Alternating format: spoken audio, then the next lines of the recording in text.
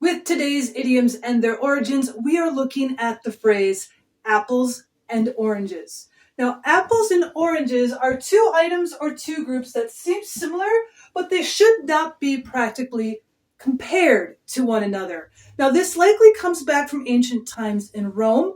Yes, your elementary algebra teacher was correct. This idiom comes from mathematics. Its first written references to apples and oranges being incomparable is in teaching students the proper units of measurement. But of course, we see that idiom spread and grow. But as it spreads and grows, it changes away from apples and oranges. For example, some other idioms that proliferate outside of English are Germany's and France's apples and pears, or cabbages and carrots. And in Serbia, they compare, or actually don't compare, grandmothers to toads. Now, we see apples and oranges being used in lots of different correlations. For example, the Pink Floyd song. But we do see that Americans have actually funded two scientific studies that actually do compare apples to oranges. They're actually found to be quite similar by NASA. And of course, this is also backed up by Stanford Hospital's surgeon-in-chief in the British Medical Journal shortly afterwards, saying, indeed,